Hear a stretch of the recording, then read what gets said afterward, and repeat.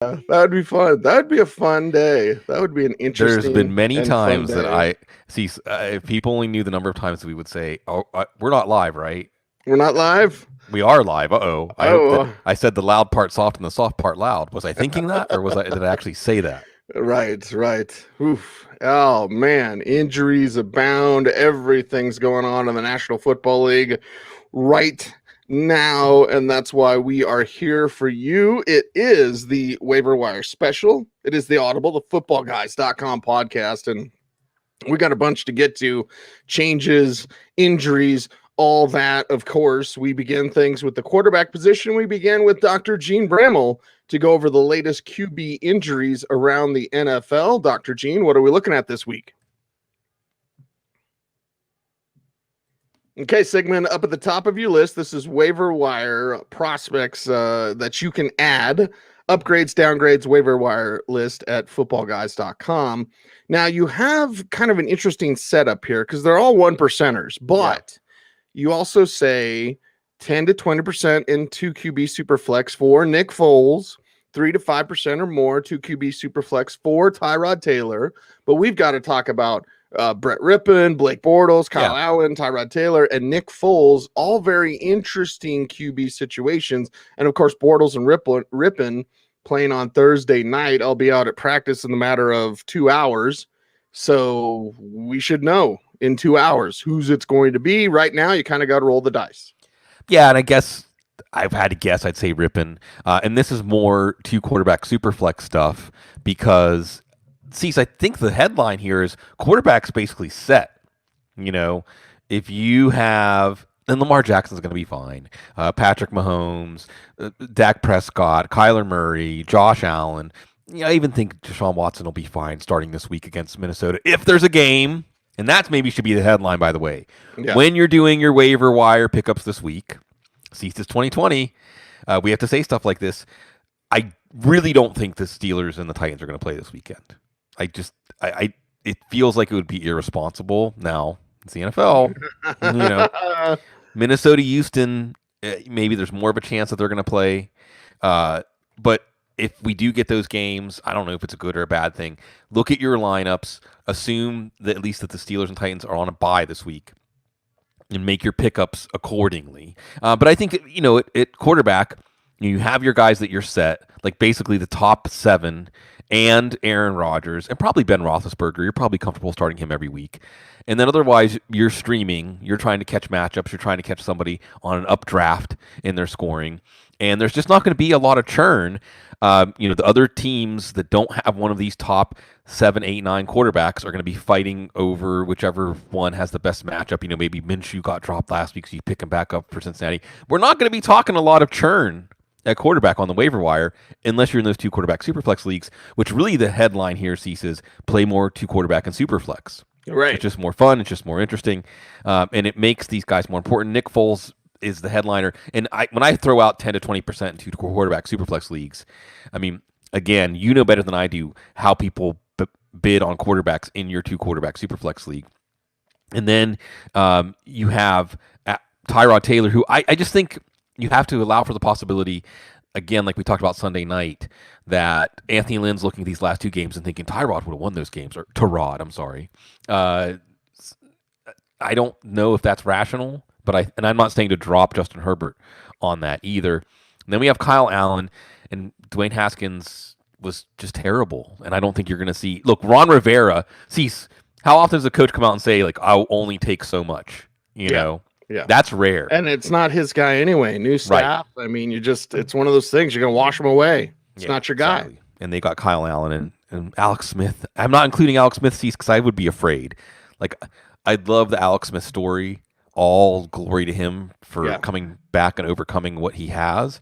But watching Alex Smith on a NFL field would feel like a horror movie to me. So I'm thinking it's Kyle Allen. And then we'll see whether it's Bortles or Rippon.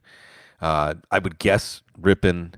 This is under that idea that every starting quarterback is rosterable, even Sam Darnold, in 2 quarterback superflex leagues. So there's your best argument against playing in those leagues. Yeah. Oh boy. You put your money on Rippon, Bloom. I might put my money on Blake Bortles. just knowing how this staff has made some decisions that maybe aren't that good. We'll see what happens in that. Neither one terribly exciting, but again, 2 QB super flex. I introduced something to the Mile High City, Bloom. It's very spicy. Do you know what I call it? What? 50 Shades of Shermer. Because Shermer is so married to his system. Like so married to a system for so long, like it's just boring, right? It's just the same old. It's vanilla ice cream. It's just same old, same old. And I said last week, I was like, dude, he needs to spice it up. Get those fuzzy handcuffs. Give me 50 Shades of Shermer, and start doing stuff that modern offenses are doing because they don't do any of it. So Rippon, who actually got an RPO play, Jeff Driscoll didn't, whatever, and was blitzed. Tampa Bay sent 5 or more after Rippon 14 times, including penalties. So it's not like he got it taken easy on that one drive. So they sent it after him, again, including penalties. All right, that is the quarterback section here. Now we have to go to the running back section up next. And, of course, we check in with our man, Dr. Jene Bramel, for that. Dr. Jene, what are we looking at this week? Didn't Five-ish make that picture? Yeah, right. We miss Five-ish's contributions. Yeah, the love, Five-ish. always out of love. Always love for you guys. Let's get to the love for Daryl Henderson, 25 to 50%. Mike Davis is 20 to 40%, perhaps surprising some people out there with his usage. But Henderson really the guy. The interesting thing about Henderson, Bloom, and just looking at Sean McVay and his love for 3-headed running back by committees. Like, okay, so Henderson's got that talent. We love that talent. We wanted the Steelers to take him instead of Benny Snell. So, yes, Daryl Henderson, very talented, opportunity, big production. But McVay sitting there loving 3 running backs. All right, how do you navigate that one? Yeah, and these guys might not be out there in your league. Again, I want to remind folks for patience, because this is powering our app, and in public leagues, maybe some of these guys weren't picked up. Mike Davis gets the usage, but Daryl Henderson is ahead because I think you're going to see Henderson be the most valuable back in this backfield until further notice. And even whenever Cam Akers is healthy enough to play, it's up to Henderson whether Akers is going to turn this into a true 50-50 committee, which for Dynasty, I think that's what we have to project. But Henderson has shown out as NFL quality before Akers, and that could be everything. Davis is going to continue to be a solid running back too. I do think you should try to trade him if you don't need him right now. What's interesting here is Davis getting the target load that we expected McCaffrey to get, but McCaffrey did not get. And I think that Davis can play. Even whenever they were laughing at him keeping David Montgomery off the field at the beginning of last year and it all went south, he can play, and he's still showing that, helping them win, and we'll see what he can do against a pretty tough defense, Arizona, with Isaiah Simmons playing more of a role this week. Yeah, and Mike Davis has always been talented, been very natural as a runner. He's just a little lazy. That's what he was in college. That's what he's been bounced around the NFL. Now you get an opportunity, take advantage of it. That talent comes through. Like with Myles Gaskin, 15 to 30% trusting the Dolphins back, especially with Jordan Howard getting that Jerome Bettis love. Okay. Jerick McKinnon, 15 to 30% as well. Saw what he can do. Of course, we're waiting for Raheem Mostert to come back healthy for this team. So those 2 up next, Bloom, and 2 that will be, again, as we get through, Jet McKinnon might be gone. We've been talking about him since week 1. Gaskin, though, could be out there for a lot of people. Yeah, we weren't taking him seriously. And then coming into week 3, he and Jay Moyer, who does a lot of work with Matt Waldman, RSP, had an excellent thread before the week 3 game of how efficient Gaskin was, how he was always making the right decision on his runs. I think the Dolphins were seeing that. And even though Jordan Howard's going to continue to get the 1-yard touchdowns, Gaskin is sorely needed depth for teams that are having trouble finding a running back too. He can be a flex. He's going to get receptions out of the backfield. And there's Jerick McKinnon. Now, Raheem Mostert could be back this week, and McKinnon goes back to getting 5-8 touches a week. But I think that, and the reason there's a disparity, because we'll talk about Jeff Wilson later in the segment, is McKinnon showed that talent. He showed that burst. He showed that speed. He showed that ability as a receiver out of the backfield. Wilson's also not a bad receiver out of the backfield. But I think that McKinnon's just a more dangerous player, even if he's not going to automatically get goal line carries. But he did score on a goal-to-go play. He also had a touchdown wiped off the board. And I think with the injury issues, we'll see if Deebo Samuel gets back and healthy. We'll see if George Kittle gets back and healthy. You could continue to see McKinnon play enough of a role to be fantasy relevant, and always in the background. If these players can't stay healthy, his role could grow. The San Francisco offense continues to be efficient, continues to be productive. McKinnon can be one of the focal points there. Yeah, and he's on those gotcha plays too, because he was relevant in a what the heck flex level when everybody was healthy. Yeah. So like he's on a gotcha play. That's Jet McKinnon. He'll make it happen for you. Moving down the running back waiver wire list, there's Carlos Hyde. Now we got good news on Chris Carson. So Carlos Hyde, a little bit of the excitement around him has dropped, but 7 to 15% for him. And then let's get to this group of 5 to 10%ers, including Rex Burkhead, Brian Hill, Ronald Jones, and there's Adrian Peterson. Sorry, lots of interesting names. So Carlos Hyde leads the way just because he's going to get 1 or 2 starts. Wow.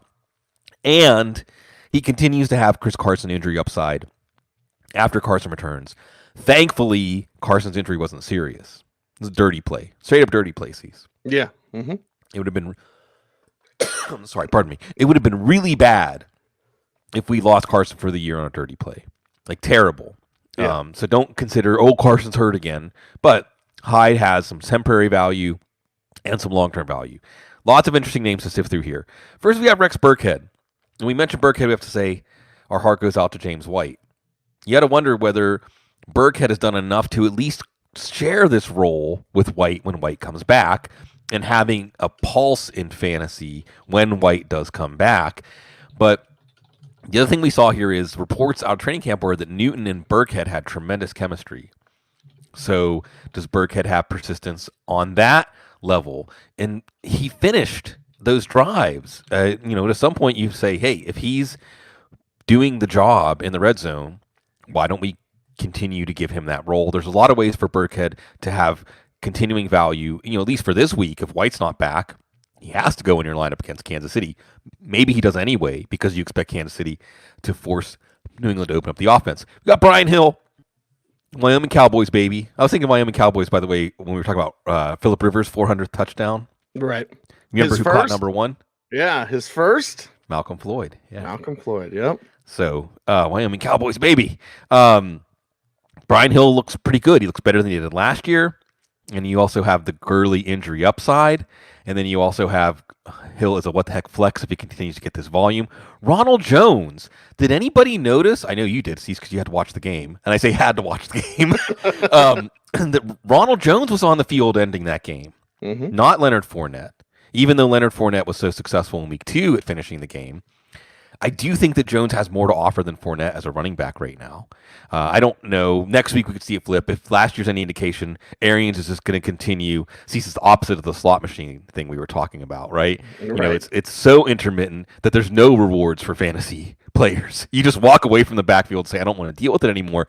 But I do think that Jones is the one, if he was dropped, to pick back up, and let's see what happens this week against the Chargers. You have Adrian Peterson, as we joked on Sunday night.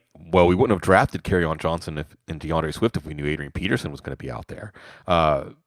Peterson, I just feel like is right on the fringe of even starting him as a flex play, but at the same time, you want to keep him rostered because if this persists and Detroit starts to win games, he becomes more interesting. So there's a lot of interesting names here, Cease, in this range. But the name that I have some remorse about not putting higher, the more I think about it, is actually leading off the 3 to 5% tier.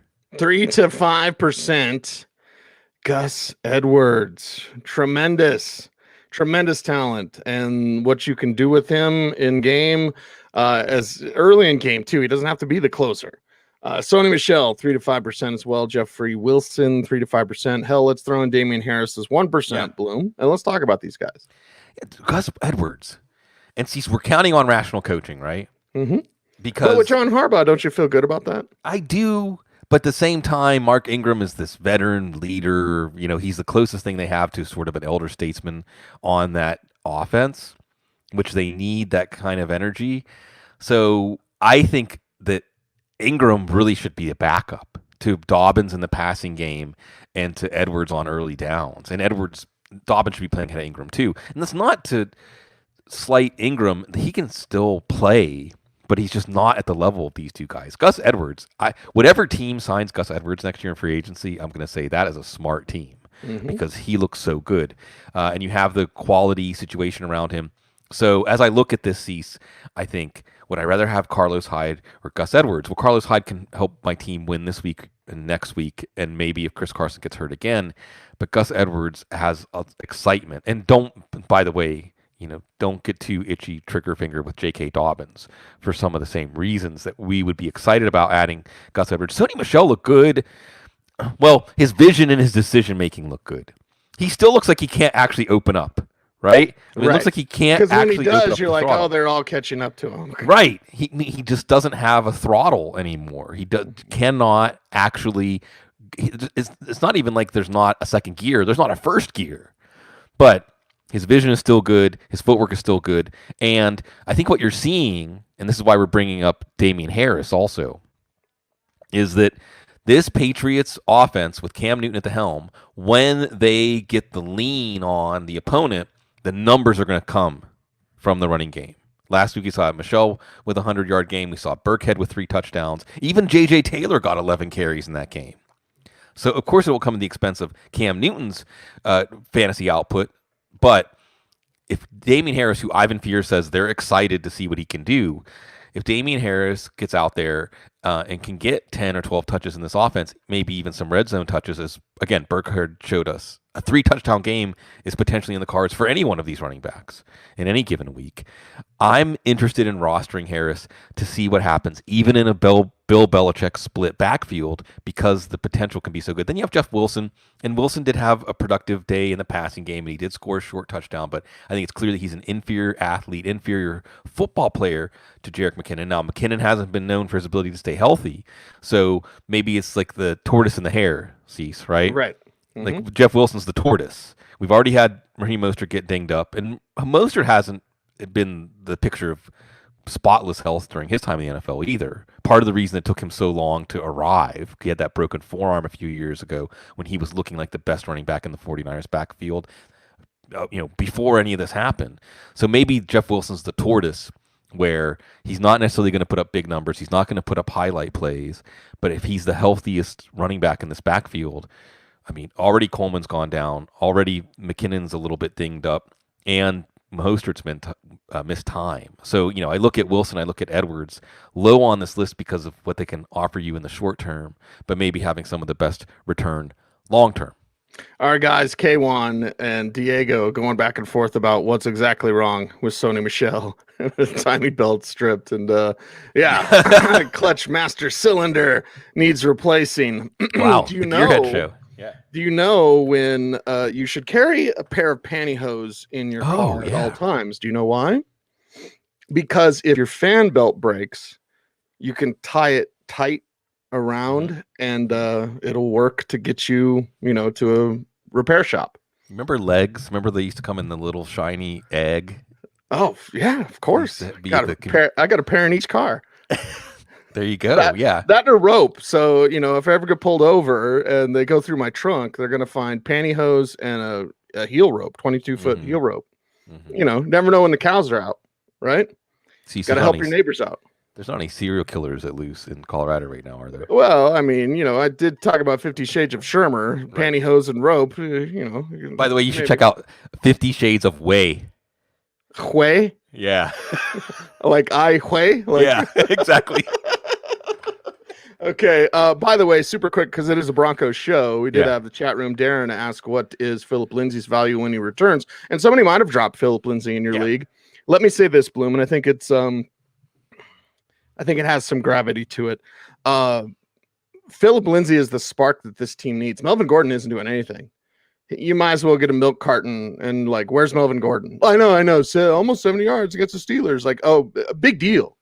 this team, and I don't care who the quarterback is. You've got an inexperienced quarterback if it's Brett Rippon. You got just a straight bad quarterback if it's Blake Bortles. And Melvin Gordon isn't doing anything. And again, Shermer is just boring as all get out. Jack Del Rio is like, this is really good offense. I really like this. So Philip Lindsay's going to come in. He DGAF, and sorry, Joe, for that, but Philip Lindsay is everything this team could rely on. Everything that Melvin Gordon isn't doing, Lindsay could be doing. So I'm just saying he could be back on Thursday. Again, I'll be at practice in an hour and a half.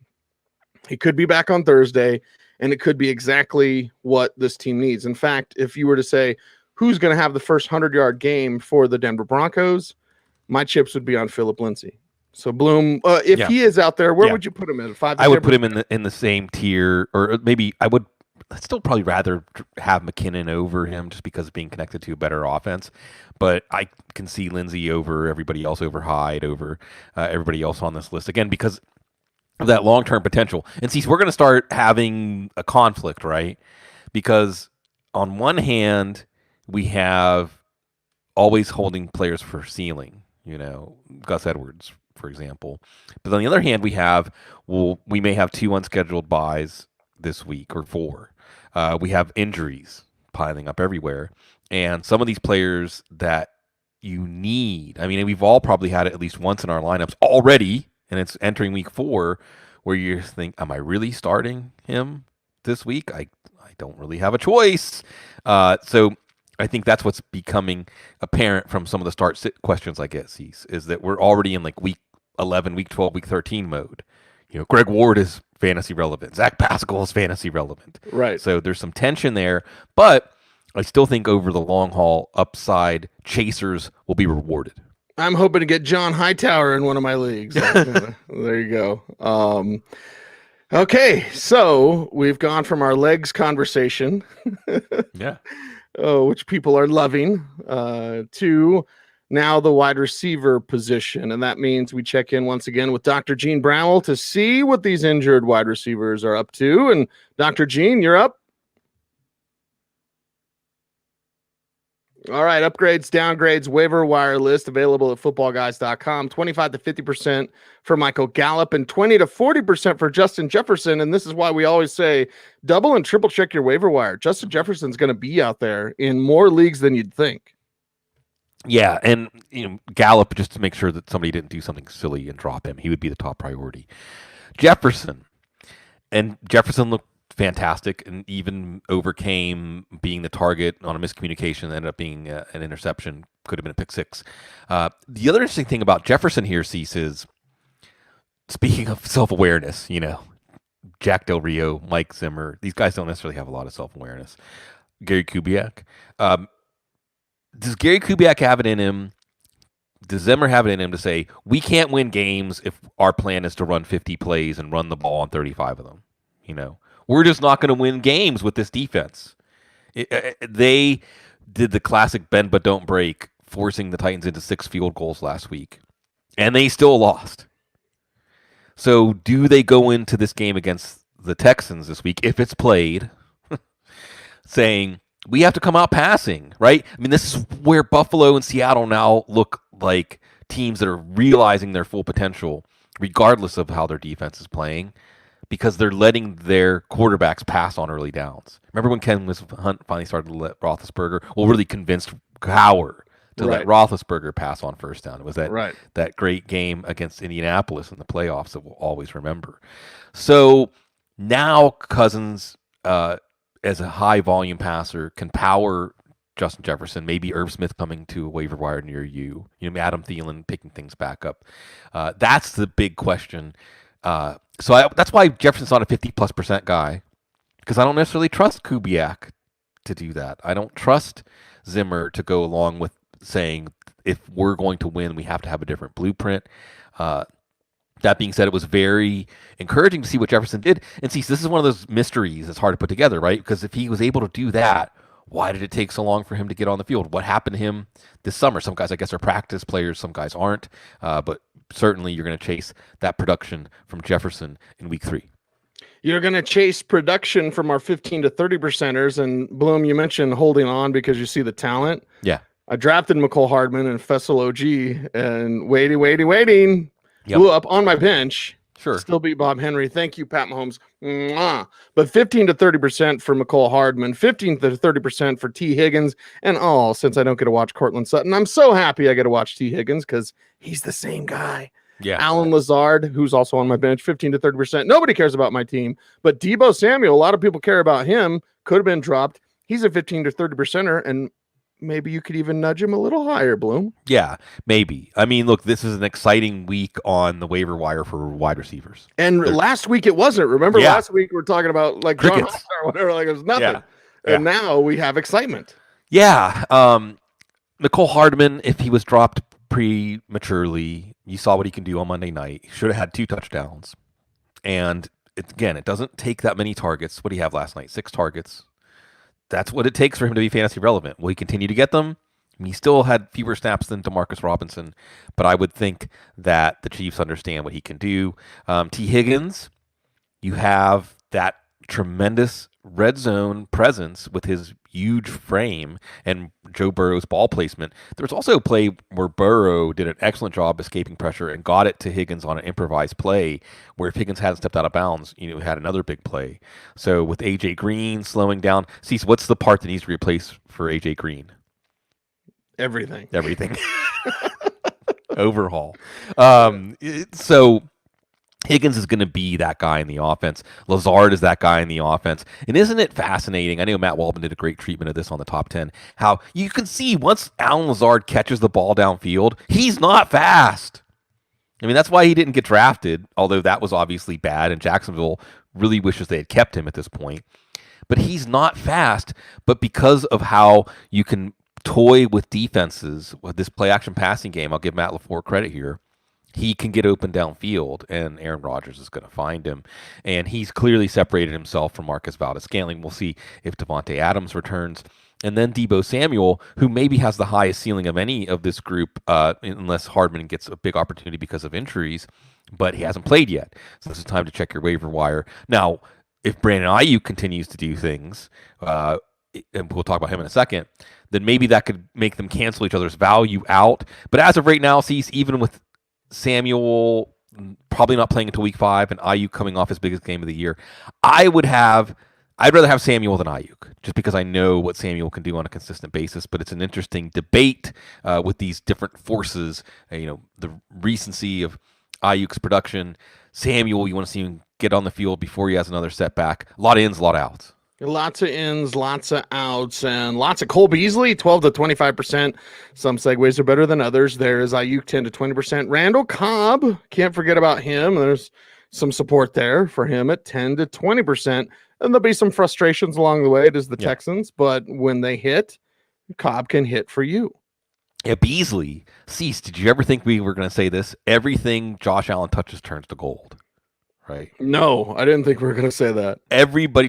Every Wyoming Cowboys, baby. Everybody that Josh Allen's throwing to has increased upside. We'll talk about this when we get to the tight ends, too. So now, with John Brown banged up, Cole Beasley is an every week play.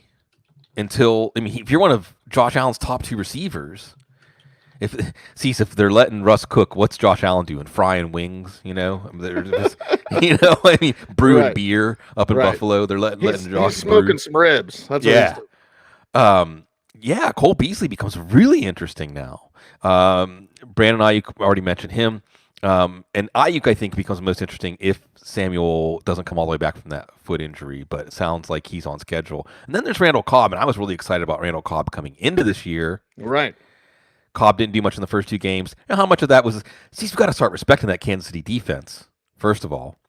And then obviously the Steelers defense that we saw them play. We saw them play the Ravens defense, who maybe we don't respect as much. But now they're facing the Minnesota defense if they play this weekend. I'm going to say that so many times during this show. Right. But Cobb is that guy, I think, that Watson can find. The touchdown was just too easy because Watson was able to extend the play. If Cobb is the guy on the same page as Watson on those extended plays, that's really good for his value. So I drafted him. I dropped him. I'm going to be chasing him on the waiver wire. And since we're not done yet, most interesting names are these guys you might be throwing just a few units at. Maybe you get outbid for a Justin Jefferson, but the guy you get further down your waiver wire pickup priorities ends up helping you more. Yeah, there's Gabriel Davis. We'll continue that conversation. Andy Isabella. People might be wondering, why isn't that higher? Cedric Wilson. People might be wondering, is that going to continue with Cedric Wilson? 5 to 10% for those three. Let's throw in the 3 to 5%ers as well. Zach Pascal, Hunter Renfro, and oh my God, they got injury concerns with both Bryan Edwards and Henry Ruggs. So maybe Renfro do a little bit more. And Greg Ward, a 3 to 5%er as well. Gabriel Davis looked good. Yes. He did not look like a rookie. He did not look like a player getting acclimated. Everything Josh Allen touches turns to gold. We're going to see about John Brown and these calf injuries. I'm afraid to say, because I love Smokey, not known as a fast healer, John Brown. Right. So Gabriel Davis, we may in hindsight say he should have been higher. Likewise, how fast of a healer is Christian Kirk from this groin injury? Because that's what gives Andy Isabella more touches. And it wasn't the deep game that Andy Isabella got his value out of. It was the short range game. Red zone passing, red zone separation. That's exciting. That's interesting, especially because Isabella had a good fantasy week when DeAndre Hopkins still got his. And then Cedric Wilson. And again, I'll remind everybody, if you didn't listen Sunday night, we still care about players until they show us they can't play.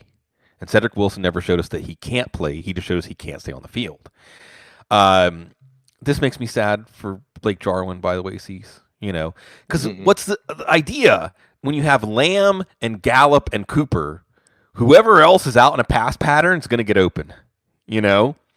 Cedric Wilson maybe isn't going to be the next big thing in the NFL, but as he's matched up with linebackers, he is. I mean, if he's matched up with Bobby Wagner, he is. Yeah, right. I mean, that's no slight to Wagner, but that's just not fair. That's just not fair to Bobby Wagner. So if the Cowboys offense creates these problems where you have Wilson matched up against a linebacker or a safety who can't cover one-on-one, this could continue. Not to mention, hey, Amari Cooper already getting a little banged up. Gallup missed some time last year, and the Lamb's getting used to the rigors of the NFL. Any sort of injury at the wide receiver. And now Wilson becomes an auto start. This is where we're at. It's week 3 season. We're already talking about Cedric Wilson is one injury away from being an auto start. 3 to 5%, guys. Zach Pascal is the number 2 wide receiver now for Indy with that compartment syndrome. For Michael, you hate hearing compartment syndrome. I'm glad they caught it. I hope everything's okay. He was productive last year at times with Jacoby Brissett. Now, the other side of this, though, is if the Colts continue to win, playing the Bears this weekend, if the Colts continue to win comfortably, then Rivers is only going to throw the ball 20 times. So maybe he's not as exciting. Greg Ward, and you really wonder, is Greg Ward becoming Carson Wentz's struggle target? And unfortunately, Wentz is spending a lot of time in the struggle zone this year. When they have 12 different offensive line combinations, this is what happens. Yeah, and poor Jason Peters. Trey Thomas, by the way, great, all-time great Eagle, had a tremendous breakdown. If you want to learn about offensive line play, there's a lot of good people out there. Duke Manyweather, lots of good people. Brandon Thorne. Fran Duffy doing good film work with the Eagles. Yeah. But Trey Thomas did a tremendous breakdown of what's going on with Jason Peters. And you can't really blame Jason Peters here. But the point is, if there's more struggle to this offense, Dallas Goedert's out for a few weeks. Sean Jackson has an injury. We'll see when Alshon Jeffrey comes back. Greg Ward can get those catches. And then Hunter Renfro, as you mentioned, both outside rookie receivers hurt. Nelson Aguilar will play a larger role. Darren Waller, of course, will get his whenever Belichick's not blotting him out. But you have Hunter Renfro. Hunter Renfro, last week, he's making a contested catch, not touchdown at the 1. He was down at the 1. But he did get a touchdown later on in garbage time. So the fantasy gods looked after you there. Hunter Renfro could become the favorite target. By the way, did you see the tape on what Belichick did to Derek Carr? He double-teamed the check down. Mm-hmm. Isn't that? That's just brilliant. That's just brilliant. Hey, what do you like to do? Exactly. Take that away. Exactly. Brilliant. Oh, wow. Brilliant. 1%ers left. Braxton Berrios, Chase Claypool, Alshon Jeffrey, James Washington. So interesting names, Bloom. Some exciting, more exciting than others, but more interesting situations to break down here with these 1%ers. Yeah, Season, this is another point where I'll say that sometimes it's that end of the roster, like, okay, I know I'm going to drop somebody this week because he can't do anything for me, and I'm going to see, I'm dropping whoever, Benny Snell, because I have to fill up that spot. I'm not going to break the bank for any of these guys. And I think that we're looking now at potentially any number of these guys as the season goes on and the churn happens being important for you. Braxton Berrios, not so much. Although Braxton Berrios is if you need to pick someone off the waiver wire and play him this week against the Broncos, I'm not sure who. I don't think you're going to see Crowder or Perryman return on a short week of rest. And Berrios is Sam Darnold's guy on those extended plays. But the Steelers receivers, we'll see about Deontay Johnson getting out of concussion protocol if there's a game again. Either way, though, you're one Juju Smith-Schuster or Deontay Johnson injury away from Claypool or James Washington being very important receivers in this offense, and they can both play. And Claypool is getting enough deep targets that if you have to throw him in his desperation play, he can still come through for you. And Washington is getting more of those short-range targets. Washington not just winning downfield, but winning on short targets to help the team move the chains. That's exciting. And then old Alshon Jeffrey, he's going to be back in a week or two. He'll get a chance. Certainly, there's never been a time since that we watched Alshon Jeffrey play, and he was a subpar wide receiver. But we said that about A.J. Green coming into this year, so it could be a situation where Jeffrey's in that same zone, that the number of injuries and surgeries he's had could finally catch up to him. But until I see that, 1%, 1 unit guy at the end of the roster, sure. Mm-hmm. Brad says Jeffrey runs like a dad. So, yeah. I actually hit up the basketball court, Bloom. And it's as a former basketball player and used to play every day. Yeah. I realized I have an old man game. Like I can touch the rim still barely. Good. I can't dunk anymore. But I was like just sitting back and taking jump shots.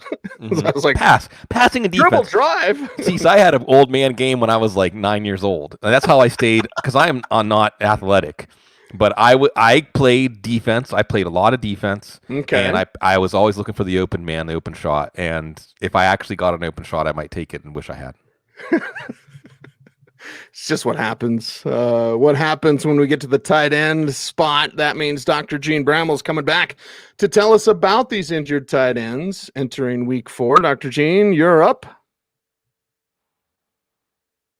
Okay, Bloom, things change pretty quickly around here. That's what Joe always says. And we'll talk about when we miss on somebody because Jimmy Graham week 1, it was like, and then Jimmy Graham week 2, it's like, see, I told you. And then Jimmy Graham week 3, it was like, okay, 5 to 10%. If you do need some tight end help, Jimmy Graham's at the top. Mo Alley-Cox. Everyone's wondering why he's maybe not even a little bit higher. If he is out there, a lot of people picked him up last week. I know I got him in Festival OG. Nobody cares about my team. But 3 to 5%. And by the way, he scored more than Mandrew because I had Mandrew in last night. I was sweating it. So Mo Alley-Cox had an easy win. Anyway, Mo Alley-Cox, Eric Ebron, Greg Olsen, Robert Tanyan, all 3 to 5%ers. But there's the old man, Jimmy Graham, changing narratives, changing quarterbacks at 5 to 10%. Yeah, the 3-0 Bears all of a sudden are exciting with Nick Foles. The Bears offense is exciting with Nick Foles. And what you're seeing from Graham, week 1, things were pretty easy for the Bears in the fourth quarter, but not so much otherwise. But he was that target at the goal line, automatic, post up, like he was for Russell Wilson. The Bears offense was pretty frustrating and just nursed a lead that almost didn't hold up against the Giants.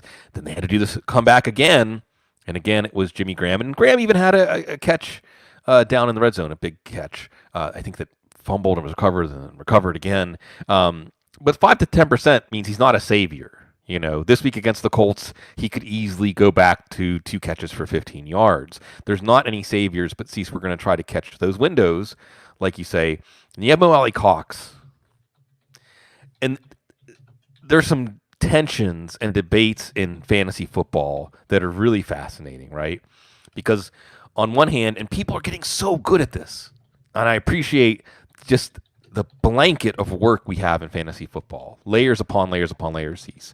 So a lot of people are doing great work on routes run, snaps, right, targets, not fantasy value, but the soil that fantasy value grows out of. But then we have the actual manifestation fantasy stats. Because last week, Jack Doyle ran 16 routes, Mo Alley Cox ran 8. But on those 8, he had 3 catches, 1 45-yard catch, and a touchdown. So how does this trend, right? I mean, don't you think that Mo Alley Cox should run more routes? Don't you think that Mo Alley Cox can do more with his targets than Jack Doyle?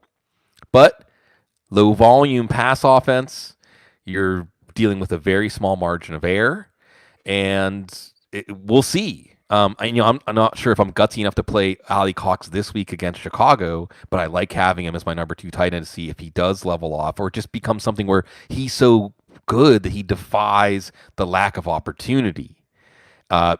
Again, you're down 2 of the top 4 receivers for the Colts. That also helps Alley Cox here. I just love seeing him get out there. Ebron, and Cease, it's all setting up for it in the playoffs. If there's a playoffs, please NFL season get to the playoffs.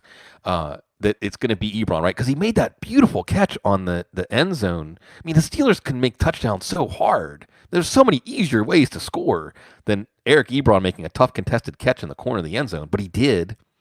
And he looks good. I mean, the Steelers have even without Deontay Johnson, a lot of weapons in the passing game.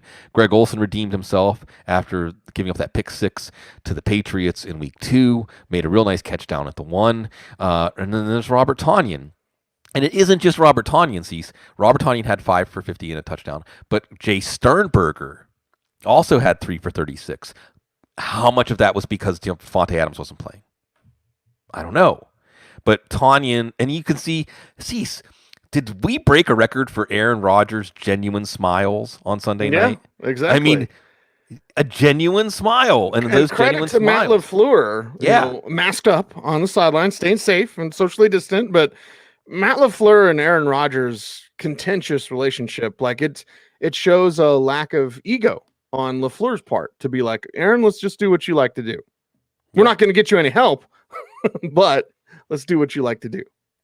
So Robert Tanyan at the end of some of those smiles, and we know that Rodgers likes Tanyan and has been lobbying for Tanyan the same way he's been lobbying for Alan Lazard. So interesting theme here emerging in the waiver wire group. But see, tight end, same story as always, right? You got Kittle, you're happy. And as soon as he comes back, you got Kelsey, you're happy. Ertz, you're going to continue to play Dallas Goedert with a fractured ankle. But otherwise, you're not really happy, right? Well, not after the last 2 weeks. I'm still happy to play him, but I'm like now considering Mo Alley Cox. Right, but the fantasy rosters are littered with guys that you drafted high that you're not even sure if you're going to start them now. Evan Ingram is one, for instance. And there's a lot of reinforcements, even some 1% guys who may end up being the best play for your team this week. Best play for your team this week, or at least somebody to pick up and consider. Both the Tampa tight ends, Rob Gronkowski, O.J. Howard at 1%. And as that offense continues to get going, continues to get used to everything, the plan was to use them more going forward. Gronk had 4 targets going into last week, had 7 targets against the Broncos. Now, granted, Bloom against the Broncos. 1%er for both those Tampa guys. Dawson Knox as a 1%er. Oh, Josh Allen turns everything to gold, and Dawson Knox could do a little more. He could do a little more. Tyler Kroft, 1%er, and Adam Troutman. I always just think of Colonel Troutman, right? From Rambo. Yep. You drew. See, I couldn't for Klimt, I can't do the Stallone right now. I can't just do the Stallone. It has to be the right moment. Okay. Well, you're talking about Troutman, so Yeah. Yeah. Great. That film has a lot. The First Blood has a lot of interesting social commentary. Incredible. Yeah. Incredible. And there's social commentary in there. There's critique of the United States and how they've treated their veterans. Can I tell you a story, Bloom? Sure. I don't want to make you late for practice. Yeah. It's a walkthrough. In addition to the 8 other projects that I'm working on, I want to write a prequel to First Blood. That is a Vietnam movie, and there's a kid named JR. You don't know it's Johnny Rambo. And then at the end, when he's putting on his uniform, his dress, you see that it's Johnny Rambo. So because of the stories he told, like when he's breaking down to Troutman at the end of First Blood, and he's like talking about his buddy who gets blown up in front of him, like write that story, go back into the backstory, because they keep going. I don't know if you saw Last Blood, probably not. If I were to guess. No. But so you keep like old man Rambo. I'm like, no, recast it and get a young Rambo. I want to see that and see why he became the person that we know. Anyway, that's just me. Well, and it could surprise you too, because when you see John Rambo in those films, you don't necessarily think that maybe he was into like violin and he wanted to be in an orchestra or something. Again, showing maybe he was not the aggressor, not a dominant personality, and just became like a killing machine. See, so we're going to start turning these shows just into brainstorming sessions for all the films. Forget about all the podcasts we're going to do, all the films that you're going to write. 1%ers. Chris Godwin out maybe multiple weeks. When you have to have an MRI on a hamstring, that's usually a sign that it's going to be not a minor, mild hamstring. So Gronkowski and Howard getting things going against Denver. It maybe wasn't just Denver. We'll see this week against the Chargers. Adam Troutman, Jared Cook's a little banged up. I think a knee or an ankle. Troutman, they were excited about him. He's ahead of schedule. He could at least be a desperation play. Dawson Knox is the most interesting one here, Cease. And it kind of is similar to the Cedric Wilson talk, right? I think that Dawson Knox is going to be getting some of the best matchups. And granted, we already saw Josh Allen miss Dawson Knox on what should have been a touchdown once this year. So that could be the story. But Tyler Kroft scored twice, and Tyler Kroft's a 1%er if Dawson Knox isn't back from his concussion. But actually Kroft had a long catch last week, and it was taken away, and it was that one interception that wasn't really on Josh Allen. But Dawson Knox is highly talented, highly athletic, a very tough matchup for defenses. And if they're worried about Josh Allen now, then Dawson Knox is going to be that guy running free through the secondary. So Dawson Knox is that perfect preemptive pickup, because we're continually refactoring our understanding of the NFL and these teams. And again, Josh Allen lifting the value of everyone around him. Oh, yes. Lifting the value of everyone around him like you lift our spirits each and every show that we do here. And as Chris is saying, like, share, subscribe, comment on this video, help us grow the channel. Do all those YouTube things. We certainly appreciate you. But Bloom, you made the mistake this morning. Of asking me how I was doing. How you doing? So, it's great for us to all be there for each other. We're there for you. We're there for each other as we go through life, as we go through annoyances at work and all these sorts of things, like message, so we're there for each other, right? And it's good to have that positive reinforcement. It's good to have that positive energy around you. We generally try to stay positive. Keep that as a reminder for everyone out there. Like, just go out there, love your neighbor, love your community, love your friends, love your family, and spread that joy, spread those smiles, right? We all need to be like Aaron Rodgers, smiling Aaron Rodgers anyway, not grumpy Aaron Rodgers, but, to be like Aaron Rodgers in that way. And I know that this next segment brings a lot of smiles to everybody, because we get the notes, we get the tweets, we get the emails, the comments. Actually, when people see me in public, Bloom, most of the time they're like, hey, stay frosty. But I have gotten this one too, because the Audible and our large listening audience on Apple Music and Spotify, thank you guys very much for that. Our YouTube audience, which is growing, 11,000 plus subscribers. Thank you very much for that. So this is the time where we get to rejoice. And there's a lot of things to maybe be mindful of. So when you do that, it's cathartic, right? It can come from your toes. It can come from your soul. When everyone says it with me, cue the Chuck D! Yeah. Bloom, give us some week 4 shut 'em downs. Not as many as last week, Cease. So that's good. That's a good trailing indicator. Mitchell Trubisky, I think Phillip Rivers, you can see. I mean, maybe whenever Indy has a shootout on the schedule, you go back to him. Carson Wentz, I mean, he did it against Cincinnati, but he's losing targets, and I just don't know what you're waiting around for here. Derek Carr, you just see that low ceiling for now. Daniel Jones. I mean, it gets to the question, Cease, of do you carry a backup quarterback? As long as there's 8 starting quarterbacks on the waiver wire, then I'm not straining to hold one of these guys as my second quarterback. I'm playing whoever I'm playing this week, and then I'm using that extra roster spot for somebody else. Malcolm Brown, I mean, at this point, I was wrong. Just see, it's already week 4, and you can do the I was wrong. He was a fugazi in week 1, even though he looked so good. It's just Daryl Henderson's looking too good. Cam Akers is going to be back. We may come back to Malcolm Brown, but Windows, Devontae Freeman. I called him the fantasy version of Al Capone's vault. Cease. There's nothing in there. It's the Giants' offense. He's going to get more opportunity. Dion Lewis, same thing. DeAndre Swift. Cease, did you think we'd be talking about, DeAndre Swift's the ideal, you got to be patient, second round pick. It's the Lions.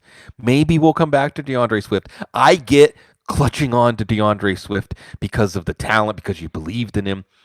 But I'd rather have Gus Edwards right now. Gus Edwards has shown more. Gus Edwards is in a better situation. Yeah. And he's got more touches lately.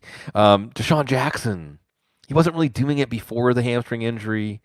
I don't know if I was going to trust him in my lineup anyway. Deshaun Jackson's on that short list of players. He said every week you play him, you're always risking him limping off the field in the first quarter. So is the upside worth that? I mean, I'm ready to move on from Deshaun Jackson for Cole Beasley, for instance. Mike Williams, it's hard to know who the quarterback's going to be. He's got a hamstring issue. I know Mike Williams is good enough to be fantasy relevant. It just hasn't happened. It wasn't happening even last year consistently.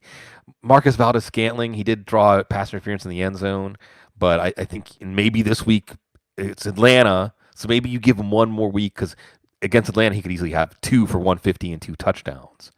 But he's not an essential hold. Poor Benny Snell. It was nice while it lasted. At least he had his moment in the sun. But I think Anthony McFarland, by the way, he's a 1%er. A preemptive pickup. A.J. Dillon, not going to wait for that bus to arrive this year. No, it's not going to happen. Christian Kirk, I think, because of what Andy Isabella did in a short bench league, I don't know if you're waiting around for Christian Kirk, because I think even when Christian Kirk is back, Andy Isabella showed that he deserves a role in this offense. Jarvis Landry, we talked about last week, Cease. Now, hold on maybe to Landry for one more week because it's Dallas. And maybe Cleveland has to throw the ball 40 times, maybe. But if it's not this week, and it'll be interesting, jumping ahead to the preview that we'll do tomorrow, does Cleveland say, we're going to run the ball so that you can't get Dak Prescott on the field? Because if you can't get your defense off of the field, it'll be fascinating. I think that's what Stefanski wants to do. So interesting contrast and styles there. Landry hasn't been doing it. And Drew Sample shouldn't have picked him up anyway. Our man Zach in the chat room talks about Adam Gase getting shut down. Denver, you're our only hope. Yeah. Come on, Denver, do it for everybody. The way it was put to me by, let's just say, someone in the know. Yeah. Is it said, we're playing for our coach's job and we don't like him. Right. Do the math. See, we're all Miami Heat fans, I guess they say. And we're all Denver Bronco fans on Thursday night. Yeah, there you go. Well, there's opposite, right? There's a yin and a yang. You got to shut them down. But there's sometimes when you just have to hold on. So in week 4, Bloom, who are those hold-ons? I think Gardner Minshew could be okay when DJ Chark gets back. So maybe there's an exception there for holding your backup quarterback. And he faces Cincinnati this week. Cam Akers, I won't let him go yet. Daryl Henderson came into the year a little banged up, and I still think you see the potential with the Rams running the ball so well and the offense looking so good. Some guys, you just don't bail on Josh Kelly yet. There could be better game scripts coming for him. John Brown's tough. It's because, again, it's the Josh Allen factor. So in a lot of these cases, the 3-week IR is our friend, but also we're trusting teams to use it correctly, right? So if teams are correct, then that can be your decision of whether to hold on to someone or not, because if you have extra IR slots, it makes it easy. And if they don't put them on IR, then the length of absence isn't long enough for you to bail on someone who can help your team. Is John Brown that guy? Is Dallas Goedert that guy? I mean, I'd probably hold Goddard over John Brown. I like both of their situations once they're back on the field. It's just hard to know when they're going to be back on the field. Henry Ruggs, don't drop him yet. Don't get upset with T.Y. Hilton enough to drop him yet. This week it's Chicago, and again, the target tree narrowing there. Don't drop Jerry Jeudy, even though he hasn't done anything for you. Cease, you agree with that one?